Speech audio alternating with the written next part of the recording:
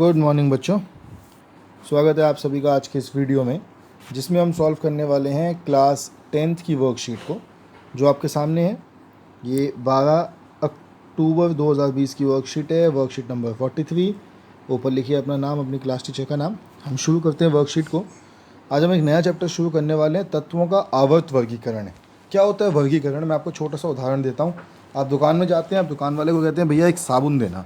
आप सोच के देखिए, दुकान वाला आपसे पहला सवाल क्या करेगा कि आपको कौन सा वाला साबुन चाहिए। भैया या तो आपको कपड़े धोने वाला साबुन चाहिए, आपको नहाने वाला साबुन चाहिए। अब नहाने वाले साबुन में भी इतने सारे साबुन हैं। आपको लाइफ बॉय चाहिए, या आपको सिंथॉल चाहिए, या आपको मार्गो चाहिए, तो आप एक साबुन मांगते हैं। अब अगर दुकान वाले ने सब साबुन को सही से व्यवस्थित करके नहीं रखा, तो इतने सारे साबुनों में उसे एक साबुन को ढूंढने में बहुत समय लग सकता है। तो यहाँ पे ज़रूरत पड़ती है, यहाँ पे हमें नीड आती है तत्वों के आवर्त वर्गीकरण की। अगर चीज़ों को सही से वर्गीकृत करके रखा जाए, जैसे आपकी मम्मी ने किचन में दालों को और चावल को और सारे सामान को रखा वर्गीकृत करके, अगर वर्गीकृत करके चीज़ों को रखेंगे तो उनको पढ़ना समझना बहुत आसान है। अगर नहीं तो फिर बहुत मुश्किल है। तो आज की वर्कशीट भी यही कहती है कि हमारे आसपास के पदार्थ तत्व मिश्रण और यौगिक के रूप में उपस्थित रहते हैं। तत्व ऐसे पदार्थ हैं जो एक ही प्रकार के अणुओं से मिलकर बने होते हैं, जैसे सोडियम, सोना, मैग्नीशियम इत्यादि। अभी तक 118 तत्व ज्ञात हैं। इनमें से केवल 98 तत्व प्राकृतिक रूप में पाए जाते हैं और बाकियों को हम बनाते हैं। तो वर्गीकरण की आवश्यकता क्यों है बच्चों? तो तत्वों को सुव्यवस्थित ढंग से पढ़ने के लिए उनके अध्ययन को आसान बनाने हेतु उनका वर्गीकृत किया जाना चाहिए। सबसे पहले ज्ञात तत्वों को धातुओं और अधातुओं में वर्गीकृत किया गया। जैसे जैसे तत्वों उनके अनेक गुण धर्मों के बारे में हमारा ज्ञान बढ़ता गया, वैसे वैसे उन्हें वर्गीकृत करने का प्रयास बढ़ते चले गए। तो आपको बता दें कि तत्वों को वर्गीकृत करने की जो पहली शुरुआत थी, वो कहा था कि भाई जो धातुएं हैं और जो अधातुएं उनको अलग कर दो। लेकिन बाद में ये तरीके से बढ़ के भी अलग अलग और तरीक़ों का उपयोग किया जाने लगा। सबसे पहली शुरुआत की थी डॉबरआइनर के त्रिक के नियम ने। तो सन 1817 में डॉबरआइनर एक जर्मन विशेषज्ञ ने समान गुणधर्मों वाले तत्वों को समूहों में व्यवस्थित करने का प्रयास किया। जब तत्वों को उनके बढ़ते हुए परमाणु भार के अनुसार क्रमवार लगाया जाए तो 3 तत्वों के समूह प्राप्त होते हैं, जिन्हें त्रिक कहा जाता है। तो उन्होंने क्या किया कि 3-3 तत्वों के समूह बनाए, उनको त्रिक कहा। अब त्रिक की खास बात क्या थी कि त्रिक के मध्य तत्व का परमाणु भार अन्य 2 तत्वों के परमाणु भार का मध्य था। जैसे यहाँ देखिए लिखा हुआ है, उदाहरण के लिए लिथियम, सोडियम एवं पोटेशियम वाला त्रिक, जिसके परमाणु द्रव्यमान क्रमशः 6.9, 23 और 39 हैं। लिथियम तथा पोटेशियम के परमाणु द्रव्यमानों का औसत 22.95 है, जो कि लगभग सोडियम के परमाणु द्रव्यमान के बराबर है। यानी कि लिथियम और पोटेशियम के परमाणु द्रव्यमान को लो और उनको जमा करके 2 से भाग कर दो, तो लगभग सोडियम का द्रव्यमान आ जाएगा। अब बहुत अच्छा नियम है। तो कमी क्या थी? कमी ये थी कि डॉबरआइनर उस समय तक ज्ञात तत्वों में से केवल 3 ही त्रिक ज्ञात कर सके। इसलिए त्रिक के वर्गीकृत करने का यह पद्धति सफल नहीं रही। भाई इतने सारे तत्व थे, 40-45 तत्व थे, जिनमें से उन्होंने सिर्फ 3-3 के 3 समूह बनाए, यानी कि 9 तत्वों को बांटा। तो सबने कहा भाई 9 तत्वों को बांटने से पूरा का पूरा काम थोड़ा चलेगा, सबको बांटो। चलिए आगे देखते हैं। अगला जो था वो आया न्यूलैंड का अष्टक सिद्धांत। इसमें क्या था कि न्यूलैंड के तत्वों को बढ़ते परमाणु भार के क्रम में व्यवस्थित किया, तो पाया कि प्रत्येक 8वें तत्व के गुणधर्म पहले के समान थे। इसकी तुलना संगीत के अष्टक से की गई, इसलिए इसे अष्टक सिद्धांत भी कहा गया। आपने देखा होगा संगीत के 7 सुर होते हैं, सा, रे, गा, मा, पा, धा, नी। नी के बाद 7वां सुर नहीं होता, बल्कि पहले वाले को ही दोबारा बोलते हैं सा। तो न्यूलैंड ने कहा कि अगर तत्वों को आप आरोही क्रम में लगाइए तो 7वें तत्व के बाद 8वें तत्व के गुणधर्म नए नहीं होते, वो बिल्कुल पहले जैसे हो जाते हैं। उदाहरण उन्होंने दिया कि लिथियम और सोडियम धातु के गुण समान है। उन्होंने ये तत्व बनाया। उन्होंने कहा कि लिथियम और सोडियम के गुणधर्म है क्योंकि समान है, क्योंकि 1, 2, 3, 4, 5, 6, 7, 8वां तत्व तो बिल्कुल पहले वाले के नीचे आ गए। बहुत अच्छा नियम था। क्या सीमाएं थी, क्या कमियां थी कि ये नियम केवल कैल्शियम धातु तक लागू होता था, यानी कि हल्के पदार्थों पर लगता था बस। नए तत्व के गुण इस सारणी से मेल नहीं खाते थे। कुछ नए तत्व जब मिल रहे थे आसपास, तो उनके जो गुणधर्म थे वो इस सारणी से नहीं मिलते थे। सारणी में तत्वों को समंजित करने के लिए न केवल 2 तत्वों को एक साथ रख दिया गया, बल्कि असमान तत्व जिनके गुणधर्मों में कोई समानता नहीं थी एक स्थान में रखे गए। तो कई जगह क्या हुआ कि ये जो वर्गीकरण था, इसमें कई जगह ऐसे पदार्थ थे जो 2-2 पदार्थों को एक साथ रख दिया। आपको दिख ही रहा होगा बिल्कुल आपके सामने। यहाँ पे आपने देखा होगा ये सी और एल ए को एक साथ रख दिया, सी और एन आई को एक साथ रख दिया। अब इनके गुणधर्म एक समान नहीं है, इनके अलग अलग गुणधर्म हैं, लेकिन फिर भी एक साथ रख दिया, तो ये उसकी एक तरीके से कमी बन गई थी। अब इसकी ये सीमाएं थी। चलो अब क्वेश्चन देख लेते हैं कि आज के अभ्यास के प्रश्न क्या है। समझ तो आपको आई गई है वर्कशीट। तो पहला क्वेश्चन है कि तत्वों को वर्गीकृत करने की आवश्यकता क्यों थी। तो क्यों आवश्यकता थी, ये लिखा आपका पहला उत्तर।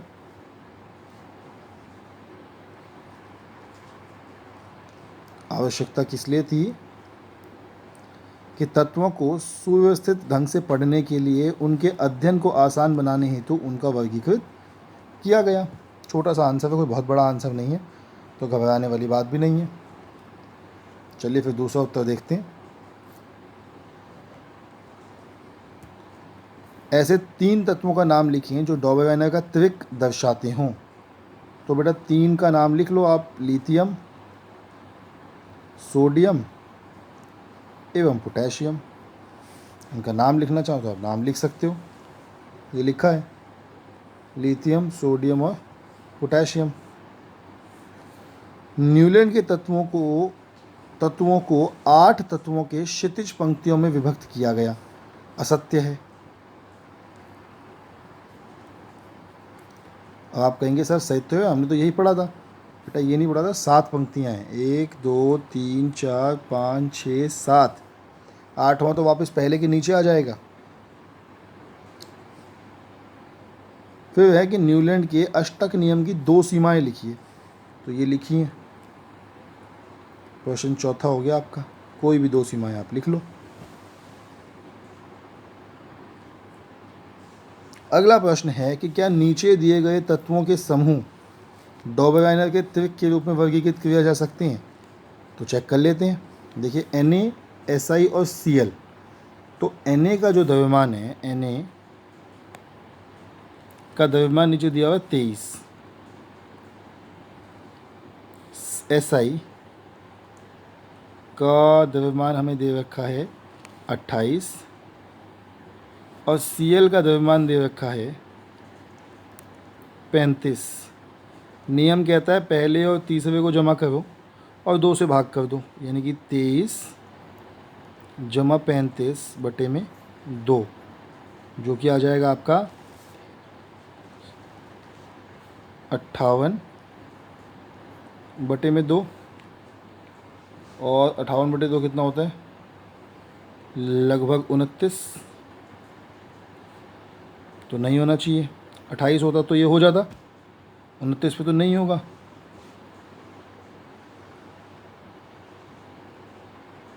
चलिए कोई बात नहीं भाई, अगर ये थोड़ा और बराबर होता ना तो हम मान लेते, लेकिन इतने कम में नहीं मानेंगे। चलिए अगला वाला भी देख लेते हैं, BE, Mg और Ca। तो BE का कितना है 9, Mg 12 दूनी 24 और Ca 40। तो ये हो जाएगा आपका 9 जमा 40 बटे में 2, यानी कि 49 बटे में 2, यानी कि 24.8।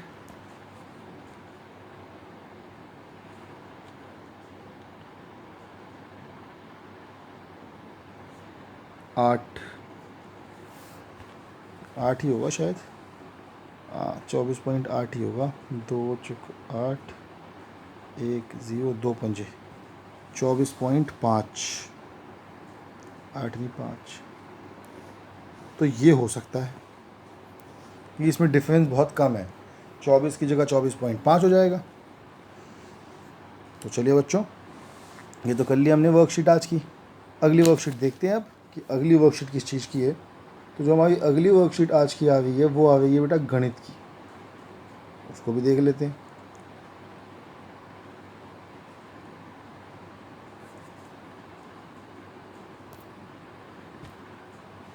आज की जो गणित की वर्कशीट है वो आपकी बिल्कुल पिछली वर्कशीट पे आधारित है।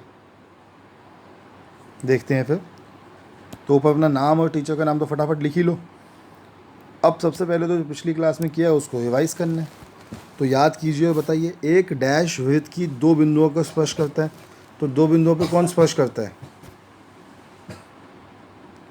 दो बिंदुओं पर स्पर्श करती है बेटा जीवा। जीवा दो बिंदुओं पर स्पर्श करती है। और डैश वृत्त को दो बिंदुओं पर प्रतिच्छेद करता है। प्रतिच्छेद कौन करता है? तो छेद कौन करता है? छेदक रेखा।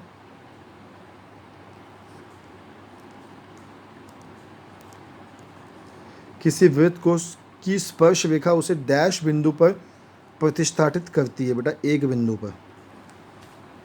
और वृत्त और उसकी स्पर्श रेखा के उभयनिष्ठ बिंदु को क्या कहते हैं? जिस बिंदु पर वो एक वृत्त की जो स्पर्श रेखा होती है उसे करती है, छूती है, उस बिंदु को क्या कहते हैं? तो याद कीजिए, उस बिंदु को हमने पिछली क्लास में पढ़ा था।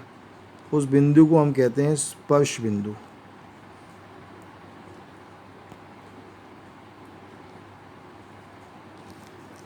चलिए आगे बढ़ते हैं। एक क्रियाकलाप है, एक कागज पर एक वृत्त खींचिए, उस बिंदु P इसके अंदर लीजिए। क्या आप उस बिंदु P से वृत्त पर स्पर्श रेखा खींच सकते हैं? क्या आप प्रेक्षण करते हैं कि इस खींची गई प्रत्येक रेखा वृत्त की दो केंद्रों पर प्रतिच्छेद करती है? तो बेटा अगर कोई बिंदु किसी वृत्त के अंदर है, तो अंदर, जैसे यहाँ पे देख लो, ये P बिंदु जो है वो अंदर है, अंदर के बिंदु से आप स्पर्श रेखा नहीं खींच सकते, क्योंकि जो भी रेखा आप खींचेंगे वो वृत्त को दो बराबर भागों में मतलब अगर बराबर नहीं भी बांटेगी तो दो भागों में बांटेगी। कभी हो सकता है बराबर बांटे, कभी हो सकता है बराबर ना बांटे, लेकिन जब भी बांटेगी वो दो भागों में बांटेगी, उससे कम भागों में नहीं बांटेगी। जबकि स्पर्श रेखा का मतलब क्या होता है? जो एक बिंदु पर स्पर्श करे। तो यही है कि यह परिणाम भी यही है, ये संभव नहीं है वृत्त के अंदर किसी बिंदु पर कोई स्पर्श रेखा खींची जा सके, अर्थात वृत्त के अंदर स्थित किसी बिंदु पर जाने वाली वृत्त पर कोई स्पर्श रेखा नहीं है। अब दूसरे डायग्राम में उन्होंने क्या किया? दूसरे डायग्राम में उन्होंने एक स्पर्श रेखा बनाई हुई है। अब देखते हैं। स्थिति दूसरी है कि वृत्त पर एक बिंदु P लीजिए, इस बिंदु से स्पर्श रेखाएं खींचे। तो हमने क्या किया अब कि वृत्त के बाहर एक बिंदु P ले लिया और इस बिंदु P से, अच्छा दूसरा बिंदु ये वाला, वृत्त पे एक बिंदु P लिया और इस बिंदु P से एक रेखा खींची। वृत्त के इस बिंदु पर एक ही स्पर्श रेखा है, अर्थात वृत्त पर स्थित किसी बिंदु पर वृत्त की ओर केवल एक स्पर्श रेखा बनती है।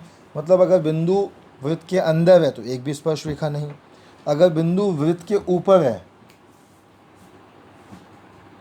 अगर बिंदु वृत्त के ऊपर है तो एक स्पर्श रेखा। और तीसरा क्रियाकलाप क्या कहता है कि एक बिंदु अब वृत्त के बाहर खींचो, तो मतलब वृत्त के बाहर एक बिंदु बनाओ और उस बिंदु से कोशिश करो कि ये देखने की कि वृत्त पर कितनी स्पर्श रेखाएं खींचती हैं। तो याद रखिए, अगर बिंदु वृत्त से बाहर है तो वृत्त पर दो बराबर स्पर्श रेखाएं खींचेंगी। यही उन्होंने कहा है कि आप इस बिंदु से वृत्त पर दो और केवल दो स्पर्श रेखाएं खींच सकते हैं, अर्थात वृत्त के बाहर स्थित किसी बिंदु से आने वाली वृत्त पर दो और केवल दो स्पर्श रेखाएं हैं। जैसे यहाँ पर जो दो स्पर्श रेखाएं हैं वो PQ और PR हैं। अब लिखा है कि स्पर्श रेखा की लंबाई, और ये भी ध्यान रखना है कि PQ और PR वो दोनों की लंबाई बराबर होगी। यानी कि अगर किसी वृत्त के बाहर किसी बिंदु से वृत्त के लिए एक स्पर्श रेखा खींचती हैं तो जो दो स्पर्श रेखाएं खींचेंगी वो दोनों बराबर होंगी। तो हमने तीन चीज़ें पढ़ी। बिंदु अगर वृत्त के अंदर है तो कोई स्पर्श रेखा नहीं होने वाली, बिंदु अगर वृत्त के ऊपर है तो एक स्पर्श रेखा होगी, बिंदु अगर वृत्त के बाहर है तो दो स्पर्श रेखाएं होंगी, दोनों बराबर होंगी। आगे देखते हैं। अब इनके उत्तर दीजिए। बिंदु से वृत्त पर खींची गई स्पर्श रेखाओं की लंबाई बराबर होती है।